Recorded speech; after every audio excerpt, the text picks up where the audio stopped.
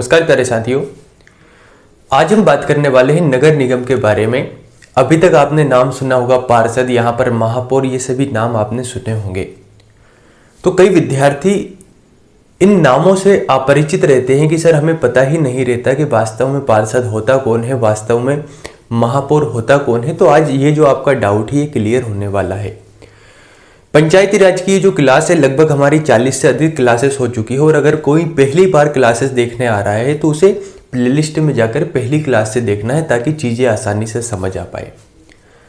तो मेरे प्यारे साथियों, आज हम बात करेंगे नगर निगम के बारे में। देखिए, हमने तीन चीज़ें यहाँ पर देखी। एक देखा नगर पंचायत, एक देखा नगर पालिका और तीसरी है नगर निगम। तो नगर पंचायत के बारे में भी हमने जाना कैसे वहाँ पर चुनाव होता है, नगर पालिका के बारे में भी जाना कैसे वहां पर चुनाव होता है, वहां की क्या संरचना है। ठीक ऐसे ही आज हम बात करेंगे नगर निगम के बारे में कि जो नगर निगम है, जो कि नगरों का सबसे बड़ा नगर यहां पर इसे माना जाता है, और यहां पर चुनाव कैसे होता है, यहां पर प्रशासन कैसे संभाला जाता है, इसके बारे में आज हम चर्चा करने वाले हैं। इत्मीनान से, ध्यान से बातों को सुनते जाइए। तो प्यारे साथियों, पहली बात तो ये कि टॉपिक बड़ा ही इंपॉर्टेंट है, और जब नगर निगम की बात आती है तो ये नगर निगम हमें 3 इकाइयों में बटा हुआ दिखाई देता है। 3 प्रकार के भाग इसे देखने को मिलते हैं। पहले भाग को हम कहते हैं परिषद, दूसरे भाग या दूसरी इकाई को हम कहते हैं समितियां, और तीसरी इकाई को हम कहते हैं आयुक्त। आपने अक्सर नाम सुना होगा नगर निगम या नगर परिषद, नगर निगम की समितियां, और यहां पर नगर निगम आयुक्त, या इसे हम नगर निगम या परिषद के नाम से भी जानते हैं। तो देखिए, ये जो नगर निगम आयुक्त है इसे हम अगले वीडियो में कवर करने वाले हैं, तो इसके बारे में चिंता ना करें। क्या होता है नगर निगम आयुक्त, कौन सा अधिकारी होता है, कैसे नियुक्ति होती है, डिटेल में हम इसके बारे में जानने वाले हैं। नगर निगम की समितियों के बारे में थोड़ा सा आप सुन लीजिए, उसके बाद में हम इसके बारे में चर्चा करेंगे। नगर निगम का प्रशासन चलाने के लिए वहां पर विभिन्न कार्यों को करने या करवाने के लिए कुछ समितियों का गठन किया जाता है जो नगर निगम से संबंधित होती है। इन्हें हम कहते हैं नगर निगम समितियां। यहां तक बातें स्पष्ट है। अब बढ़ते हम नगर निगम परिषद की ओर, ये नगर निगम या नगर परिषद की ओर। देखिए, आपने अक्सर नाम सुना होगा पार्षद। जो पार्षद होते हैं, ये पार्षद की जो सभा होती है, ये सभा मिलकर बनाती है नगर परिषद। तो सामान्यतः क्या होता है, व्यक्तियों के द्वारा या जनता द्वारा जो प्रतिनिधि चुने जाते हैं, जिन्हें हम पार्षद के नाम से जानते हैं, इन पार्षदों की सभा को परिषद के नाम से जाना जाता है। तो ध्यान रखिएगा, जनता द्वारा चुने गए पार्षद, उन पार्षदों की सभा, इस सभा को ही हम नगर परिषद या परिषद के नाम से जानते हैं। तो यहां पर प्रश्न क्या बनेगा, प्रश्न यह बनेगा कि नगर परिषद के पार्षदों का चुनाव कैसे होता है। तो आपको थोड़ा सा समझकर चलना होगा कि हमने देखा था कि जनता द्वारा चुने गए प्रतिनिधियों के द्वारा नगर परिषद के पार्षदों का चुनाव किया जाता है। इसका मतलब यह है कि जब जनता द्वारा प्रतिनिधि चुन रहे हैं, पार्षद चुन रहे हैं, तो पार्षदों का चुनाव प्रत्यक्ष रूप से होता है। सिर्फ इतनी बातें आपको ध्यान रखनी है। दूसरा प्रश्न बन सकता है कि नगर परिषद के पार्षदों की जो सभा होती है या पार्षदों की सभा को क्या कहा जाता है, तो उसे नगर परिषद के नाम से जानते हैं। यहां तक बातें स्पष्ट है। तो पार्षदों की सभा के बारे में हमने देखा कि जनता द्वारा चुने गए पार्षदों की जो सभा है, इसे हमने कह दिया परिषद। यहां तक बातें स्पष्ट है। फिर ये जो परिषद है, इस परिषद का जो प्रधान होता है उसे हम कहते हैं महापौर। तो अभी तक आप इस नाम में बड़ा ही कंफ्यूजन क्रिएट करते थे, बहुत ही कंफ्यूजन में रहते थे कि सर महापौर क्या होता है।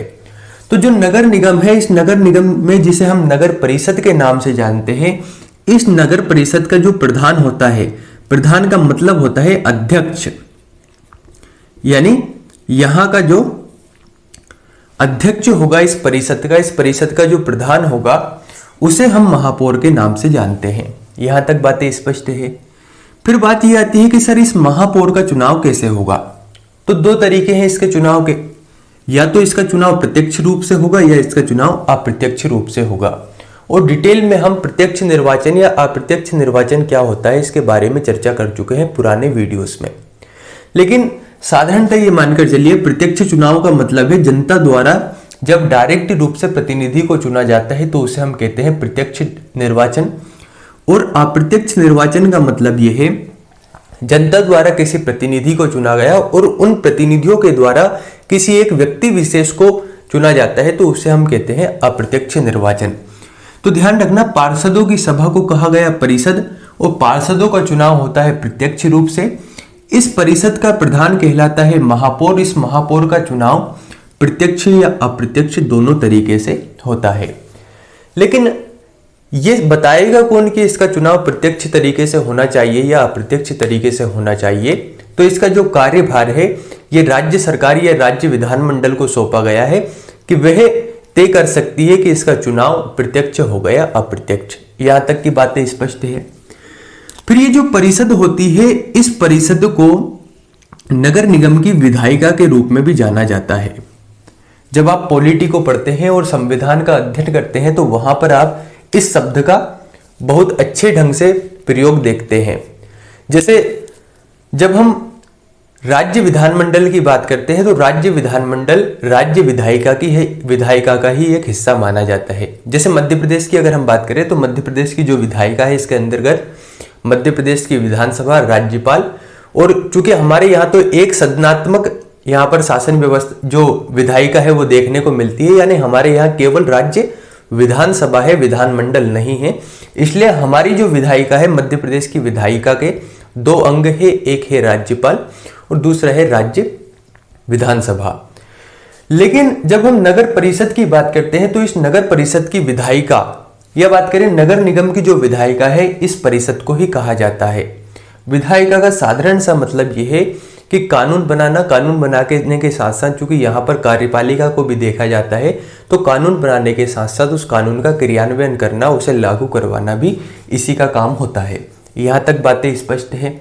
अब मैं पहले थोड़ा सा एक बात आपको बता दूं, यहाँ से प्रश्न कौन कौन से बन सकते हैं। पहला प्रश्न, पार्षदों का जो चुनाव होता है वह कैसे होता है? प्रत्यक्ष रूप से। पार्षदों की सभा को क्या कहा जाता है? परिषद कहा जाता है या इसे नगर परिषद कहा जाता है। पार्षदों की जो परिषद है इस परिषद के प्रधान को क्या कहा जाता है? तो इसे महापौर कहा जाता है।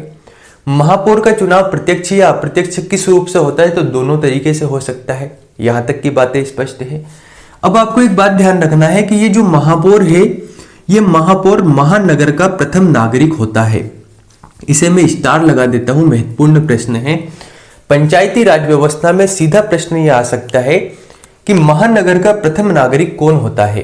तो ये इसका सही आंसर होगा महापौर।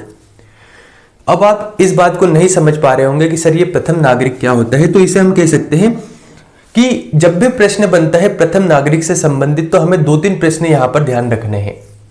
जब आप मध्य प्रदेश की राज्य व्यवस्था के बारे में जानते हैं या फिर भारत के संविधान को पढ़ते हैं तो वहां पर आप देखते हैं कुछ आर्टिकल, जैसे कि मैं थोड़ा सा आपके सामने डिस्कस करने वाला हूं, राज्यपाल से संबंधित कुछ आर्टिकल।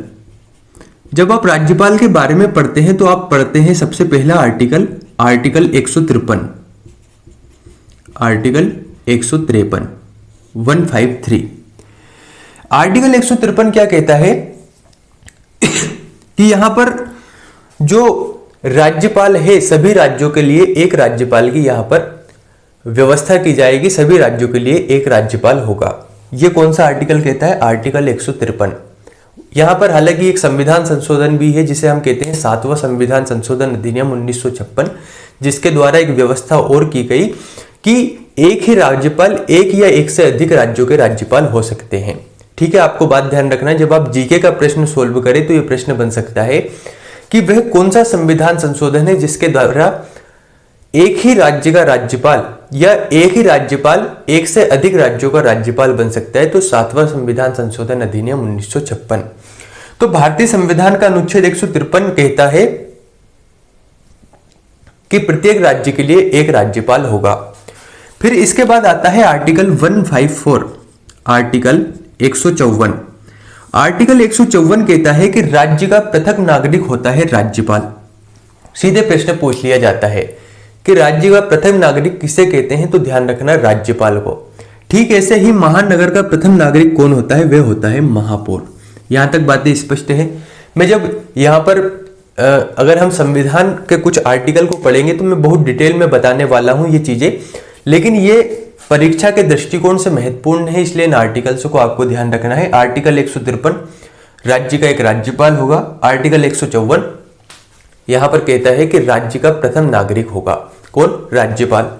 इसके साथ ही आर्टिकल 155 के द्वारा राष्ट्रपति के द्वारा राज्यपाल की नियुक्ति की जाती है और आर्टिकल 156 का या 156(1) के द्वारा यहाँ पर जो राज्यपाल है इस राज्यपाल का कार्यकाल 5 वर्ष के लिए बताया जाता है। फिर आर्टिकल 157 और 158 के तहत राज्यपाल के लिए योग्यताएं बताई जाती है कि यहाँ पर 35 वर्ष की आयु होनी चाहिए अगर राज्यपाल बनना है तो, भारत का नागरिक होना चाहिए, कोई लाभ के पद पर नहीं होना चाहिए। और आर्टिकल 159 राज्यपाल के शपथ के संबंध में प्रावधान करता है। अगर आपने पॉलिटी को बहुत अच्छे ढंग से पढ़ा है तो कमेंट करके बताइए कि राज्यपाल को शपथ कौन दिलाता है। तो आपको ये आर्टिकल भी ध्यान रखना है। अगर आप पटवारी बनना चाहते हैं, सिलेक्शन लेना चाहते हैं तो पटवारी में केवल पंचायती राज से सिलेक्शन नहीं होगा, अन्य सब्जेक्ट को भी आपको उतनी ही वरीयताएं देनी पड़ेगी, उतने ही अच्छे ढंग से तैयार करना होगा। इसीलिए मैं पंचायती राज के साथ साथ जो चीजें लिंक होती है उन्हें बताता चलता हूं। तो नगर निगम में आज हमने क्या देखा कि नगर निगम 3 इकाइयों में विभक्त है। पहला है परिषद, दूसरा समितियां और तीसरा है आयुक्त। पार्षदों की सभा को हम कहते हैं परिषद। परिषद का प्रधान होता है महापौर। महापौर का जो चुनाव है प्रत्यक्ष अप्रत्यक्ष रूप से होता है। परिषद यहाँ पर महानगर या नगर निगम की विधायिका भी होती है और महापौर को महानगर का प्रथम नागरिक कहा जाता है। उम्मीद है कि आपको ये वीडियो पसंद आया होगा और साथ में ये जो वीडियोस आप देख रहे हैं इन्हें शेयर करना ना भूलें। चैनल पर अगर आप पहली बार आए हैं तो चैनल को लाइक सब्सक्राइब जरूर करें। बहुत बहुत धन्यवाद।